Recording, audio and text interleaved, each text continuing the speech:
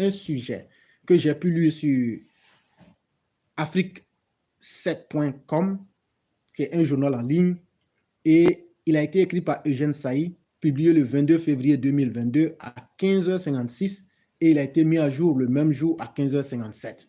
Et l'article a pour titre « Le RHDP veut broyer Saïd Penda et son Excellence Haïdara Mamadou et Diakité Koti.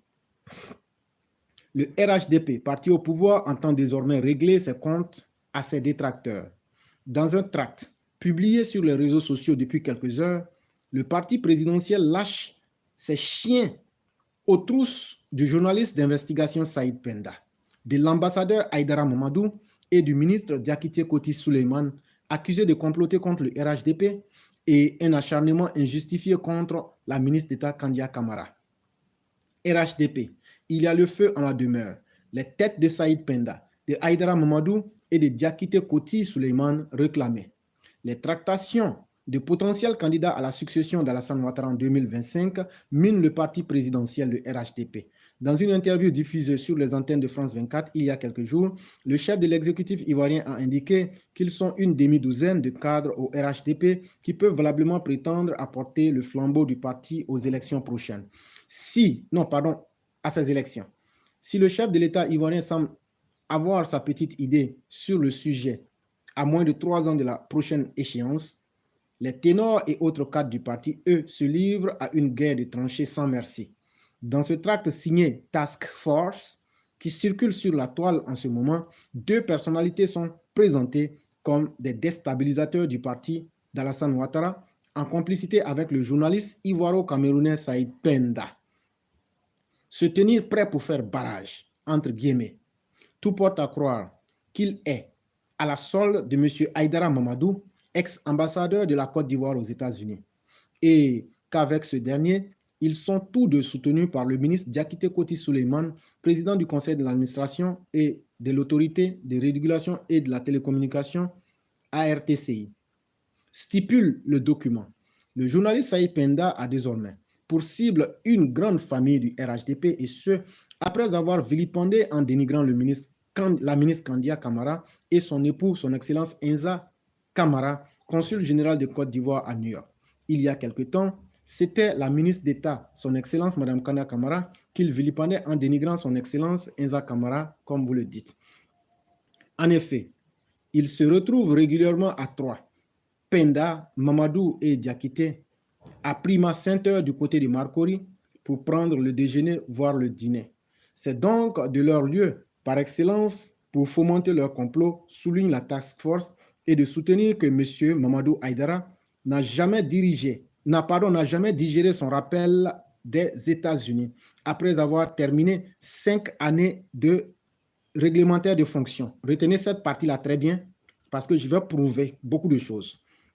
Et donc, il est dit que M. Haïdara Mamadou n'a jamais dirigé son rappel des États-Unis après avoir terminé ses 5 ans réglementaires de fonction. Pourtant, précise-t-on, la décision qui a consacré ce rappel légal et légitime de M. Haïdara a été prise sous le prédécesseur du ministre d'État en clair. Cet acharnement à tort et à travers n'a en réalité aucun fondement que l'émotion. Le journaliste Saïd Penda, quant à lui, poursuit le document, sert aussi d'instrument pour cette sale besogne consistant à dénigrer son Excellence Kandia Camara. Et l'article continue jusqu'à ce que ça finisse. Mais ce qui est intéressant, on a entendu ça. Très belle réaction. La ministre Kandia est menacée, son mari Inza Camara serait menacé. Voilà que sort une task force. Et task force, pour ceux qui ne comprennent pas l'anglais, ça veut dire un groupe d'action. Quelle belle action. Mais on n'a jamais vu ça pour le président Alassane Ouattara. Il y a eu les écoutes. On n'a pas eu de task force dans le RHDP. Il y a eu la fuite des documents de la CEDEAO. Il n'y a jamais eu de task force pour le président Ouattara. Tous les jours ici, on a vu certaines personnes, quand on disait à Alassane Ouattara, ta mère con. Ceux-là, on n'a jamais vu de task force. Quand Zasso a traité le président de mal élu, on n'a jamais vu de task force. Mais bizarrement, ce sont ces mêmes cadres du RHDP qui ont toujours encouragé ceux qui insultent ta mère con, ceux qui vilipendent Alassane Ouattara. Et on a vu que de situations tristes n'avions-nous assisté. Mais aujourd'hui, bizarrement, quand l'intérêt de certains cadres sont attaqués, cette task force-là, est-ce une force légale de la Côte d'Ivoire ou bien est-ce une force spécialement créée pour un intérêt personnel? Et moi, je me pose la question de savoir, est-ce qu'il y a un intérêt qu'on doit défendre plus qu'Alassane Ouattara? Et donc, quand certaines personnes dans le RHDP se sentent menacées, elles ont la capacité de pouvoir trouver des task forces, de trouver des subterfuges pour essayer de s'affirmer et de s'imposer pour laver leur honneur, leur dignité. Moi, je ne cherche pas à prendre position pour l'un ou pour l'autre. Moi, je ne prends position que pour une seule personne. J'ai toujours dit, ma position, c'est celle d'Alassane Ouattara. C'est à cause d'Alassane Ouattara que nous tous, on a ce qu'on a aujourd'hui. D'autres sont ministres, d'autres sont directeurs, d'autres sont ambassadeurs. Et nous-mêmes, on a la paix en Côte d'Ivoire et nos parents en jouissent en ce moment, en plus du développement qu'Alassane Ouattara fait. Et donc, Alassane est le maître d'œuvre de tout ce bonheur que la Côte d'Ivoire vit. Est-ce qu'on peut abandonner Ouattara, mais être capable de créer des task forces pour défendre notre honneur et laisser les gens vilipender l'honneur du président? Voilà, c'est cette méthode-là que je n'accepte pas. Deuxième chose, je me suis posé, j'ai été la première personne, je l'assume, depuis juillet. Et ça, je ne vais pas vous mentir, je suis un peu dans le secret des dieux. Depuis juillet, si vous vous souvenez, allez prendre les émissions juillet 2021, j'ai eu à dire concernant la nomination du prochain ambassadeur en Côte d'Ivoire, faisons beaucoup attention. Parce que les informations que j'ai en main, si c'est cette personne-là qu'on va nommer, ça va poser un problème. Ce jour-là, ceux qui s'en souviennent pourront témoigner ou peuvent reprendre nos vidéos.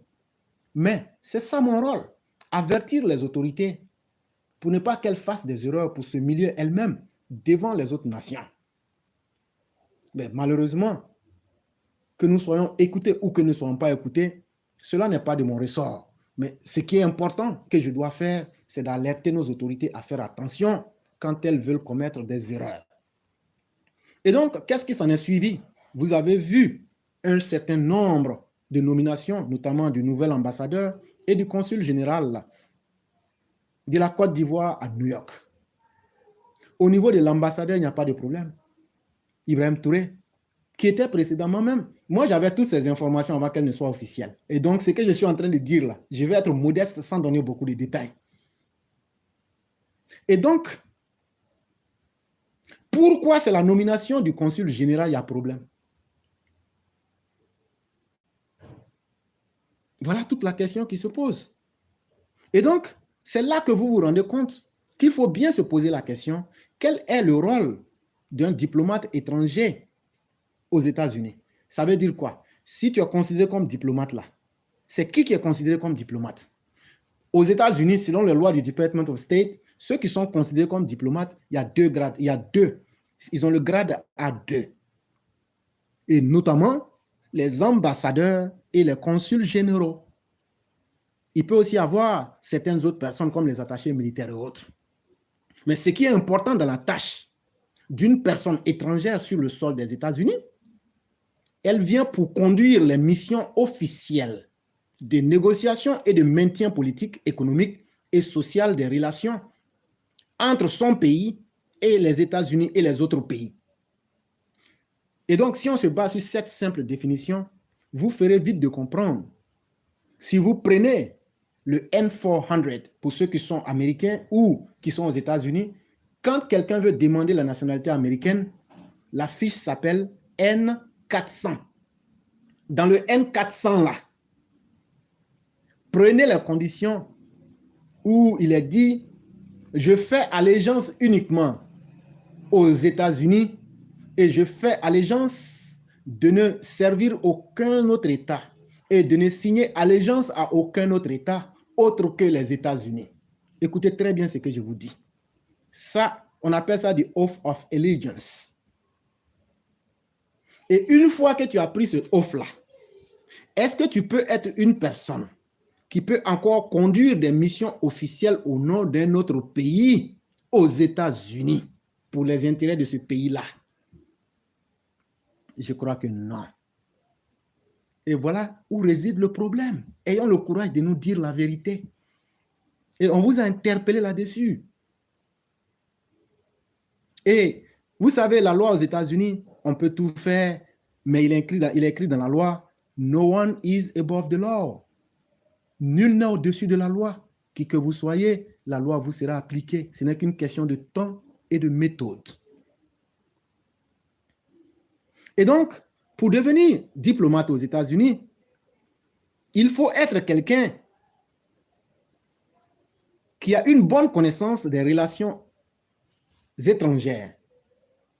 Quelqu'un qui a une carrière en diplomatie et qui a au moins une licence, voire même une maîtrise dans les domaines des relations internationales, politiques et des sciences politiques ou de la culture anthropologique, sociologique et d'autres.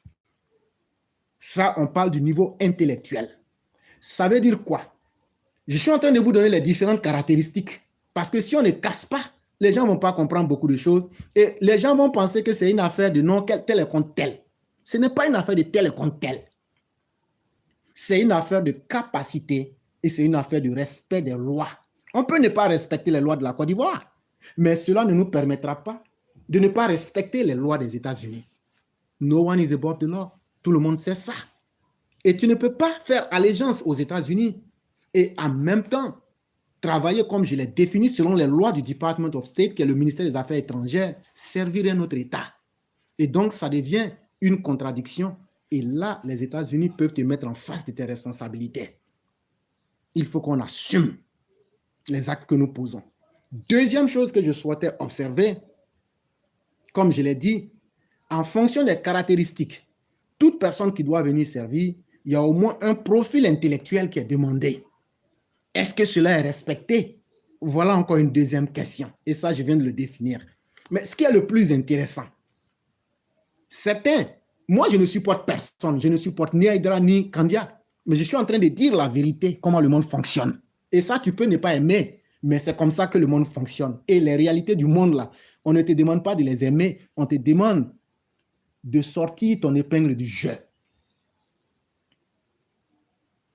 Et là, lorsque vous prenez maintenant ceux qui disent, cette task force-là qui dit que l'ambassadeur Haïdara n'aurait pas digéré le fait qu'il ait quitté son poste d'ambassadeur, c'est mal connaître la diplomatie. Depuis juillet, je vous avais dit ça. Et je vous avais dit que ça allait vous coûter cher. Est-ce que moi, je suis un marabout? Est-ce que je suis un sorcier? C'est parce que je connais bien le fonctionnement de la loi aux États-Unis. Je connais même le fonctionnement des lois aux États-Unis mieux qu'en Côte d'Ivoire. Ça, en toute sincérité, il faut que je le dise. Mais par sincérité et bonté de cœur, je vous avais averti. Mais, en venons-en au fait, qu'est-ce que la loi des États-Unis dit concernant les diplomates accrédités? Et les diplomates accrédités, on leur donne un visa A2. Le visa qu'on leur donne là, est-ce que si tu es un citoyen américain, tu as besoin de visa pour aller aux États-Unis? C'est là la base du problème. Donc, si tu es aux États-Unis, qu'aujourd'hui il y a un problème pour valider et entériner la nomination, ça veut dire qu'il y a un problème et c'est ce qui bloque. Sinon, aux États-Unis, il y a la loi qu'on appelle l'Informational Act. Quand tu déposes un papier, on te donne un temps. On appelle ça le time frame. Que ce soit à l'immigration, que ce soit partout, tu ne peux pas aller déposer un papier et puis on va dire non, comme ça fait 10 ans là. Non, il y a un temps limite. Une fois que ce temps limite là est passé là, l'État devient responsable et assume ses responsabilités en termes de conséquences. On dit quelqu'un ne peut pas être diplomate. Et ça, j'ai bien dit, ce n'est pas tous ceux qui travaillent à l'ambassade qui sont diplomates. Pour dire que tu es diplomate aux États-Unis, il faut avoir un visa A2 pour servir aux États-Unis. Et ce visa A2 là, qu'est-ce que le visa là dit? Le visa là dit, c'est en anglais, donc je traduis directement, pour tous ceux qui sont des travailleurs en plein temps, pour des gouvernements étrangers sur le sol des États-Unis et qui conduisent des missions officielles pour leur pays d'origine dans une ambassade ou dans un consulat ou même une mission militaire et autres missions aux États-Unis, il leur faut un visa diplomatique à deux pour une validité de 5 ans. Ça veut dire, même si l'ambassadeur Haïdara voulait crier là, après les 5 ans là, il devait quitter. Et donc, ne mentons pas aux gens. Je ne connais pas la Côte d'Ivoire. Et le président Ouattara peut demander aux États-Unis s'il voulait bien pour reconduire l'ambassadeur Haïdara. Ça, c'est possible. Mais pourquoi les États-Unis n'acceptent pas qu'un ambassadeur dure plus de 5 ans sur leur territoire? C'est par expérience pour ne pas que ces personnes-là tissent leur toile. Et aussi, ne connaissent trop les réalités de la politique américaine. Voilà les secrets qu'on est en train de vous dire. Donc, quittons dans les émotions, disons la vérité. Le visa grade A2 là, qui est donné aux diplomates. Et quand je dis diplomate, j'ai bien dit ça peut faire partie de l'ambassadeur, du consul général et souvent des attachés militaires et de quelques rares personnes. C'est un visa qui a une durée de 5 ans. Ça veut dire après les 5 ans là, et avant que les 5 ans ne finissent là, tu prends tes dispositions et tu quittes les États-Unis. Si maintenant, ton État, ton pays veut redemander pour te ramener là-bas, ils en font une nouvelle demande et il sera aux États-Unis de l'accepter ou de ne pas l'accepter. Voilà la réalité qui est là. Donc, l'ambassadeur Haïdara peut ne pas aimer, peut être plus fort en Côte d'Ivoire et faire la pluie et le beau temps là-bas, mais il ne peut pas enlever ces lois des États-Unis. Et soyons honnêtes, ne venons pas dire ce qu'on ne sait pas. Moi, je ne suis pas dans les émotions. Je vous prends ce que je connais. Et ça est là, c'est écrit. Allez vérifier et venez me dire c'est faux. Et les diplomates nous écoutent. Présentez-leur ce que j'ai dit et dites-leur, faisons tout pour faire mentir ce vilain menteur qui est là. Voilà, c'est aussi simple que ça. Et donc, venez me dire la durée de validité du visa A2 pour les diplomates aux États-Unis. Et je vous ai donné les raisons que je viens de vous évoquer. Et donc, après qu'on vous ait expliqué tout ça, comment voudriez-vous que l'ambassadeur Haïdara s'oppose au fait que les 5 ans du visa soient finis? S'il s'opposait à quitter, c'est qu'il s'opposait aux lois américaines. Mais il ne s'opposait pas. Il ne s'opposait pas à la Côte d'Ivoire ou bien même aux lois de la Côte d'Ivoire. Et donc, il faut que ce soit très clair. Quand tu ne connais pas, tu demandes. Moi, je ne soutiens pas Haïdara, je ne soutiens pas Kandia. Sinon, de suite là, Kandia est mère d'Abobo, j'ai dit que ce qu'elle a fait est bien. Je ne suis pas un hypocrite, mais je ne choisirai jamais le mensonge. Et je me mettrai toujours du côté de la vérité et de la légalité. La seule personne que j'ai choisi de défendre intellectuellement, objectivement et subjectivement s'appelle Alassane Ouattara. Ça veut dire Alassane Ouattara là, même si on l'attrape avec couteau pour dire qu'il a égorgé quelqu'un là, pour moi là, je vais dire c'est faux. Mais ça veut dire je le soutiens sans condition. Je ne suis pas objectif avec Alassane Ouattara. Quand il s'agit d'Alassane Ouattara là, je ne rentre plus dans la logique. Mais après Alassane Ouattara là, on est obligé de se dire la vérité. Et donc, quel est le problème qui se pose avec le consul général de la Côte d'Ivoire? Ayons le courage de dire la vérité. On vous avait dit, vous n'avez pas compris. Maintenant, ça est là. Éclaireur n'est rien. C'est une petite bouche minable de la Côte d'Ivoire qui cherche peut-être à faire le Jossi aux États-Unis. C'est bien beau. Mais est-ce qu'en juillet, je ne vous avais pas dit? Et aujourd'hui, ça vous rattrape. Et je vous avais bien averti. Ça veut dire qu'au moins, j'ai mon pied sur quelque chose et je sais quelque chose. Revenons-en au fait maintenant qu'il y a blocage au niveau de la nomination qui n'a pas encore été totalement acceptée ou bien qui n'est pas encore totalement acceptée. Quel est le problème? Et là, partons sur 3 hypothèses. Monsieur Enza Camara, s'il y a aujourd'hui blocage, à mon sens, ça sera sur son statut d'immigration. Et quel est véritablement le problème qui est là? Est-ce qu'avant sa nomination, il travaillait ou il était présent aux États-Unis avec la Green Card, ce qu'on appelle la carte verte? Ou bien il est citoyen américain aux États-Unis, ou bien il est carrément illégal, ou il est rentré illégalement aux États-Unis. Voilà les trois statuts que quelqu'un peut avoir aux États-Unis. Soit tu es citoyen américain, soit tu es sur Green Card, ou bien soit tu es illégal. Voilà les trois conditions. Prenons-les une à une.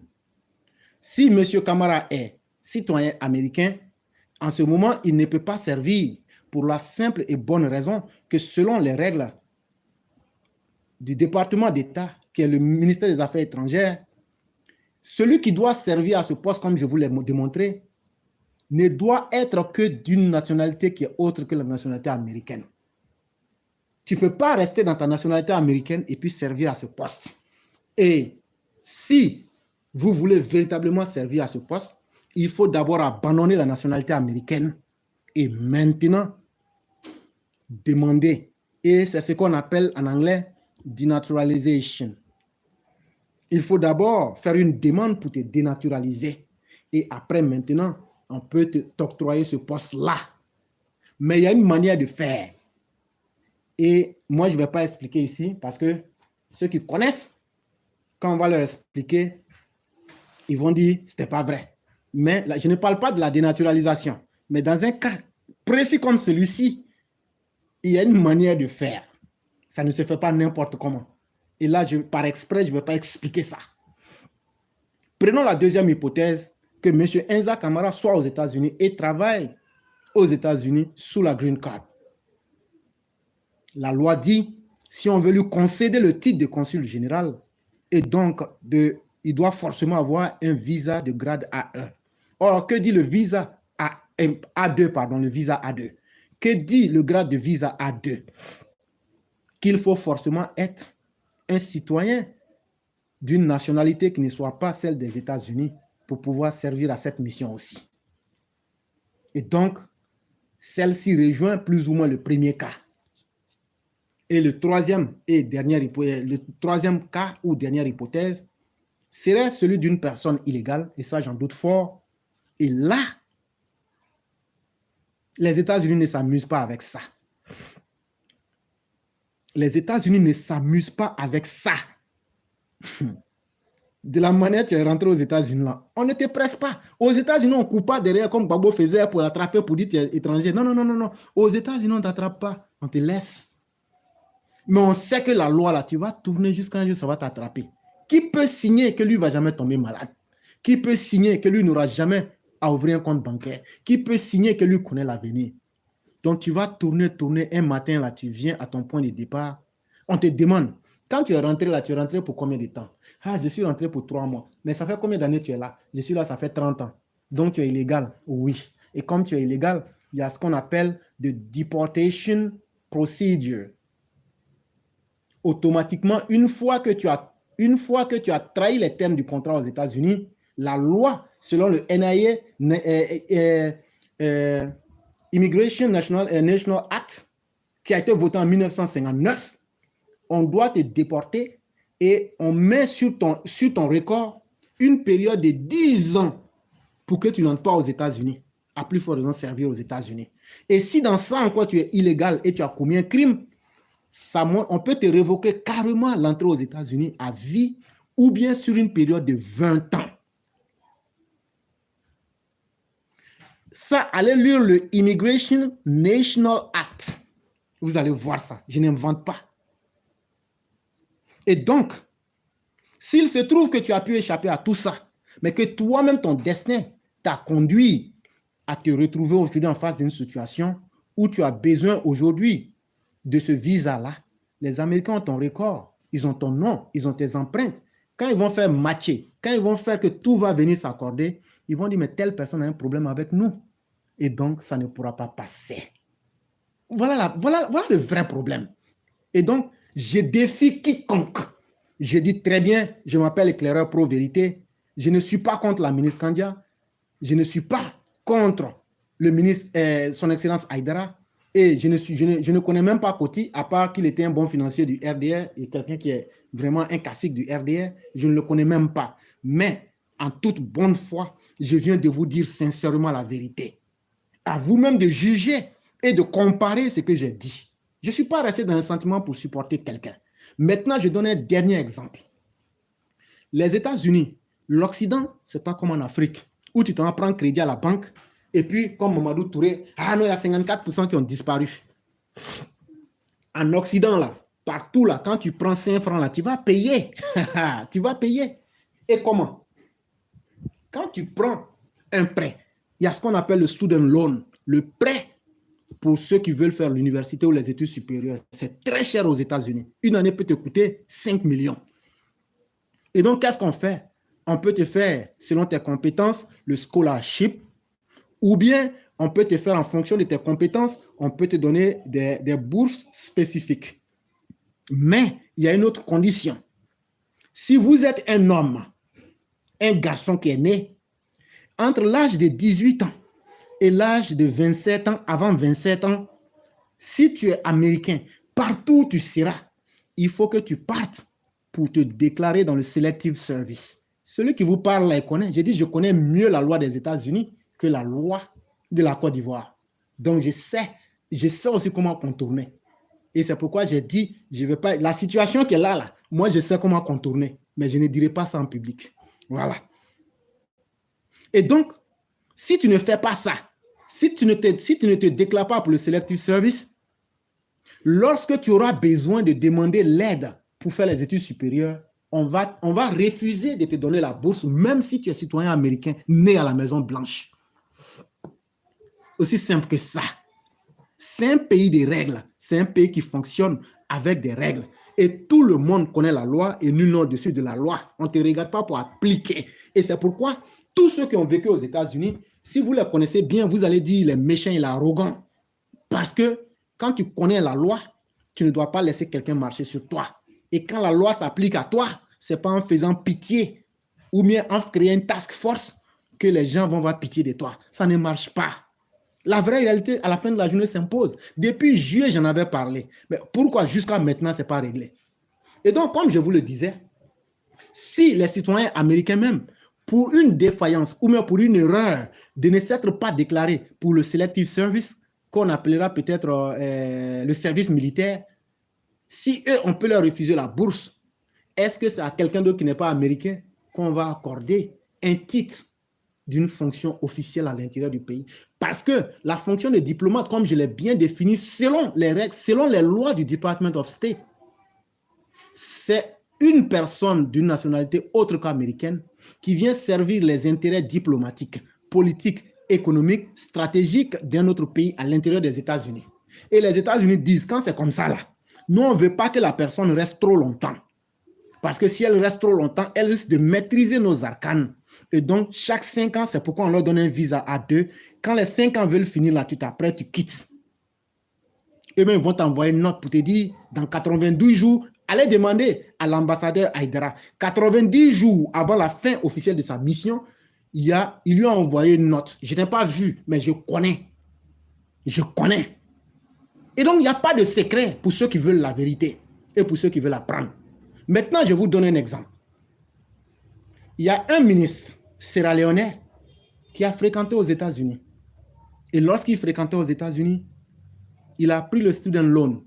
Le student loan, une banque peut te l'accorder comme tu peux l'avoir de quelque manière que ce soit.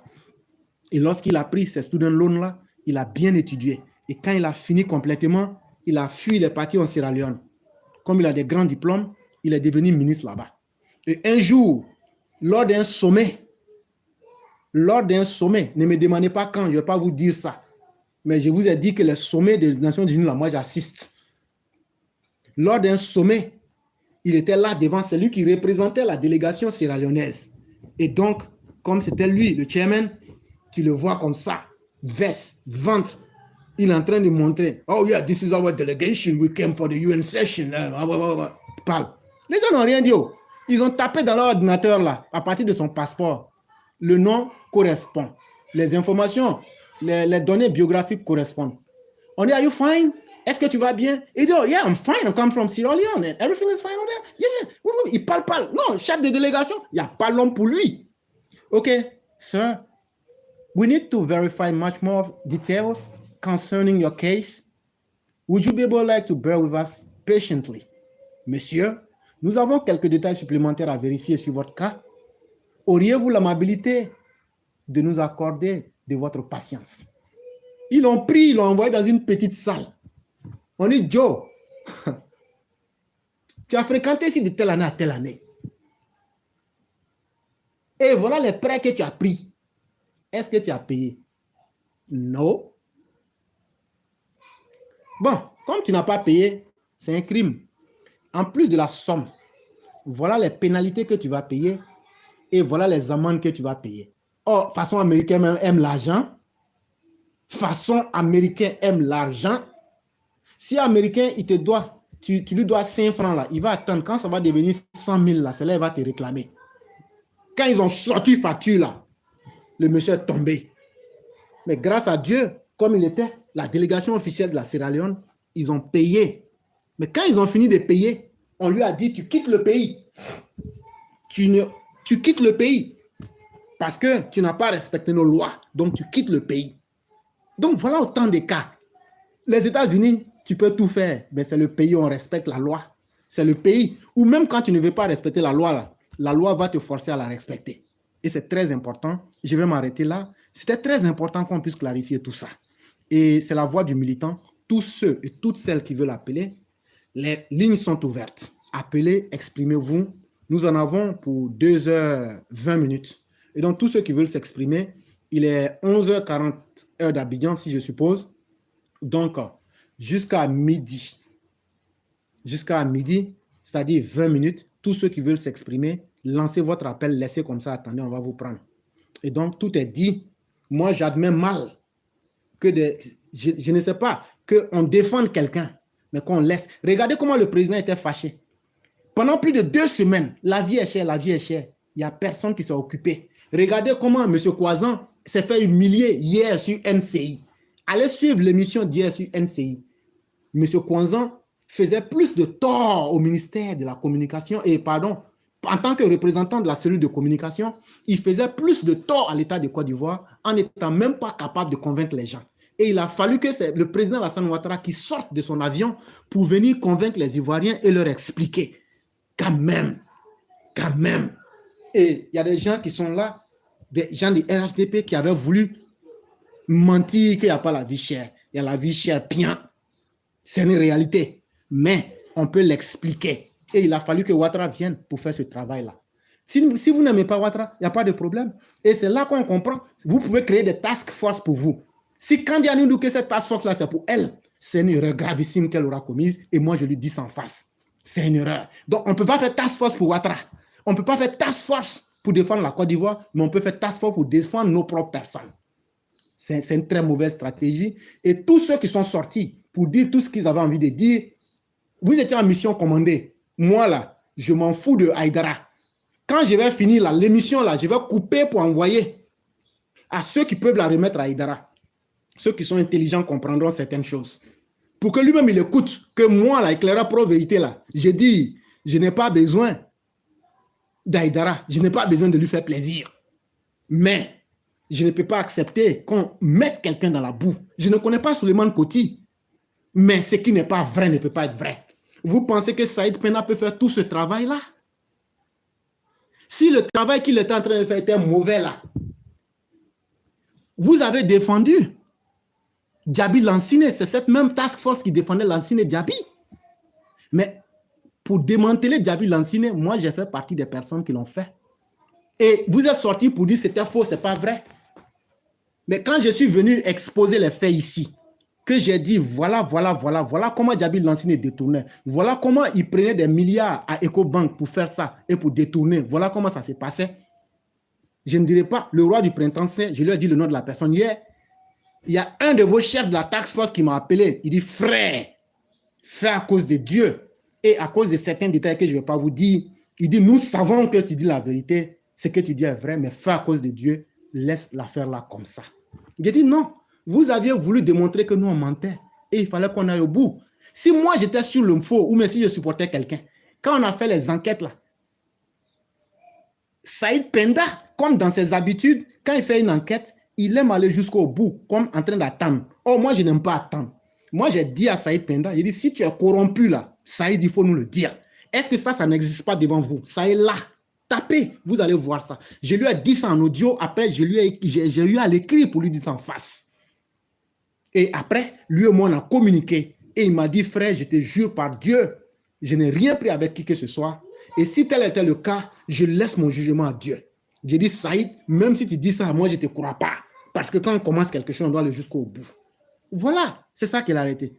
Je ne peux pas être en train de supporter Kandia et en même temps en train de la dénigrer. Mais je me situe toujours du côté de la vérité pour avoir la conscience tranquille. Je ne suis pas de ceux qui vont supporter quelqu'un et puis demain venir avoir honte. Je me respecte trop pour ça. Et donc, moi, je le dis, c'est clair, soyons sérieux. C'est Alassane Ouattara qu'on doit défendre. C'est Alassane Ouattara qu'on doit défendre. Pour moi, s'il n'y a pas de task force pour Alassane Ouattara, il ne doit avoir de task force pour personne. Et donc, toute autre task force serait un groupement de personnes qui sont en train de défendre des individus contre Alassane Ouattara. Vous pensez que Saïd et nous autres allons faire des enquêtes? Depuis mars 2021, je vous avais parlé de ces choses-là, de ces audits-là. Vous pensez qu'on fait ça? Et c'est nous, on n'aime pas notre propre vie. On va faire les choses comme ça. Vous pensez que Saïd, tout ce qu'il dit là, vous pensez qu'il ne peut pas être abattu?